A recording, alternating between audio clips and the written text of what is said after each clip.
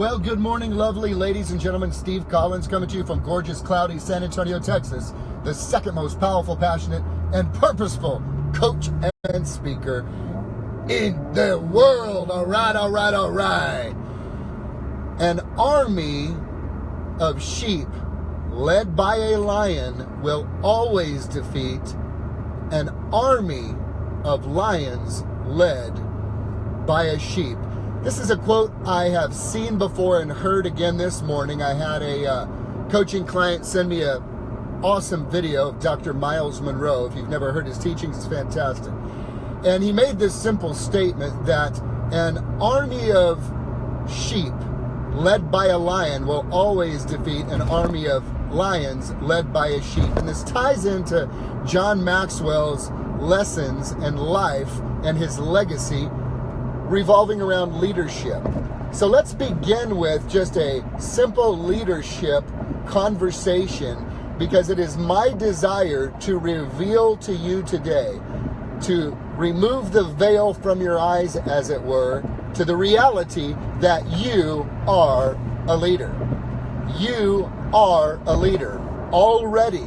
The challenge is, and the question I pose to you today is, what exactly are those observing your life learning from your leadership? Is your leadership causing others to build, or is it causing others to diminish? Because regardless, you are a leader. I think of back in the day, if you remember Dennis Rodman, who played basketball, and the media giving him a hard time for some of his personal choices outside the court and even behavior on the court. And they challenged him in the media one day saying, how can you do these things as a leader? And he said, I ain't a leader. And they're like, for real though? The recognition of leadership, according to John Maxwell's definition, which I totally believe is the best description, is this: leadership is nothing more and nothing less than influence. If you're a mother, you're a leader. If you're a father, you're a leader. If you're a son or a daughter, you're a leader. If you're an aunt and uncle, brother, sister, cousin, great-great-grandma, you are a leader. There are others in your life who are looking at you and to you, learning from you, both positively and negatively. I remember Jim Rohn saying one time, it's a pity that failures do not have seminars, because he said, I would attend that. I mean, it'd be phenomenal to have this guy, made $1 million, lost $1 million, had a beautiful family, beautiful life, threw it all away. Teach me so that I don't follow. Give me help so that I don't step on that same path. But failures, unfortunately, do not do seminars. So you are a leader is the point that I'm attempting to make. You are leading something. Do you know what you're leading? Do you know of your influence? Because you are influencing somebody.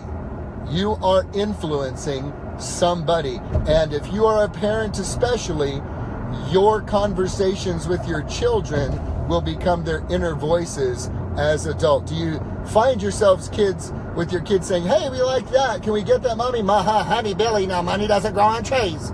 Money doesn't go. Now, Billy, money doesn't come easy. Well, now, Billy, we're broke. We can't afford it. In your simple statements that aforementioned may not even be acknowledged by you, are setting up your children for an understanding about finances that may not serve them well as adults. Maybe you learn to lead by saying something different, saying, that's fantastic, Billy. How about we think about opportunities for you to earn the money to purchase that? There's certainly a way we can figure it out. I mean, there's money everywhere. Our neighbors have cars. You know how to wash a car? People's grass needs to be cut. You want to maybe cut somebody's grass? Do you want to maybe pass out some flyers? Or, we'll figure it out, because money's abundant out there. Let's just figure out how you can earn it. And then you can get whatever you want. Do you tell your kids, oh, you can't get that. That's expensive. I love a question my daughter asked me one time when she said, Dad, is that thing expensive? And I said, well, baby, that depends on somebody's earning. Well, what do you mean, Dad? I said, well, expensive is a valuation dependent on one's personal wealth or income. So for your daddy, a private jet would be expensive. For Warren Buffett, a private jet would cost to him as much as a Big Mac would cost to me. So it depends on who you're asking. Private jet's expensive for your daddy, not for Warren Buffett. She looked at the item and said, well, I guess that's really expensive for me, Dad. I said, that's a very good assessment, Gabriella. So what are you teaching? What are you leading? What are the conversations that you're having with the people you have influence with? And do you realize that everything rises and falls on leadership? How happy are you where you work if you work? If you have a wonderful work environment that you enjoy, that's not an accident, that's leadership. If you have a terrible work environment that you do not enjoy, that's not an accident, that's leadership. That's either from abdication or from I don't hear it, I don't see it, or somebody that is just simply not engaging in the hard conversations. It all rises and falls on leadership. And I say the same for your relationships and for your family and for your parenting if you're a parent.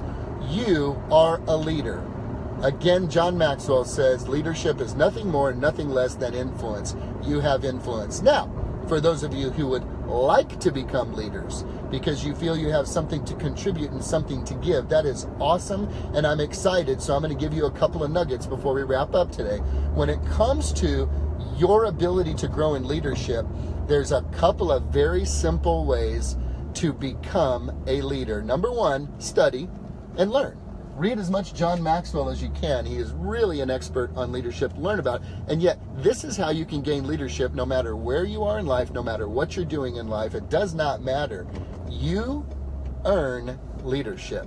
The lowest form of leadership is positional leadership. You've all worked for somebody or had a boss or knew of someone who is just a tool with a capital T and led because, well, I have the badge what says what I'm the leader here, so you better do what I say because I'm the leader and I'll fire you or write you up.